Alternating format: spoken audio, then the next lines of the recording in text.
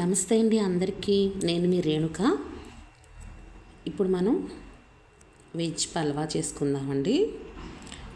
ఇంట్లో ఏమీ కూరగాయలు లేవనుకోండి, లేదు మనకు టైం చాలదనుకోండి, మనకు ఒక 15 మినిట్స్లో ఫుడ్ ప్రిపేర్ అయిపోవాలనుకున్నప్పుడు, అది ఇంట్లో వాళ్ళందరూ కూడా ఇష్టంగా తినాలనిపించినప్పుడు చక్కగా ఈజీగా సింపుల్గా ఇలా చేసేసుకోవచ్చండి. ప్రాసెస్లోకి వెళదాం.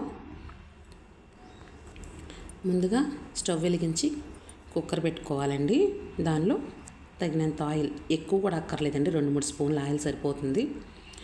మసాలా దినుసులు వేసాను, అలాగే కొత్తిమీర, కరివేపాకు, పుదీనా, క్యారెట్, బంగాళదుంప, ఉల్లిపాయ, పచ్చిమిరపకాయ అన్నీ కట్ చేసుకోవాలండి. ముందు ఉల్లిపాయలు, పచ్చిమిరపకాయలు వేసుకోవాలి. అలాగే ఉల్లిపాయ, చిన్న బంగాళదుంప వేసానండి. అలాగే ఒక క్యారెట్ కూడా కట్ చేసి వేసాను. కొత్తిమీర, పుదీనా కడిగి వాష్ చేసుకుని వేసుకోవాలి.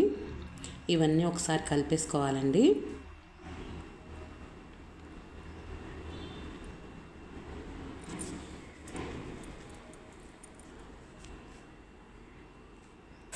ఇప్పుడు దీనిలో తగినంత ఉప్పు వేసానండి.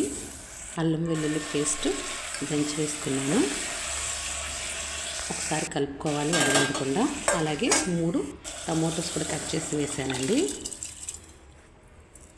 ఇవి కట్ చేసినప్పుడు మనకి తగినంత గ్లాస్ బియ్యం అనుకోండి, ఒక గ్లాస్ బియ్యం కడిగేసి 2 గ్లాసులు వాటర్ వేసుకుని పక్కన పెట్టానండి గిన్నెలో. ఇవి మగ్గాక అవన్నీ కలిపి దీంట్లో వేసేసాను. ఇప్పుడు కుక్కర్ మూత పెట్టేయాలండి. ఒక 2-3 విజిల్స్ వచ్చే వరకు ఉంచేస్తే కట్టేసుకోవాలండి. ఆఫ్ చేస్తాను, స్టవ్ అయిపోయింది. చాలా పొడి పొడిలాడుతూ ఎంతో బాగుందండి. కొంచెం పెరుగు చట్నీ అండి, కొంతమంది పెరుగు రైతా అంటారనుకుంటా. పెరుగు చట్నీ కలుపుకుంటే చాలా బాగుందండి.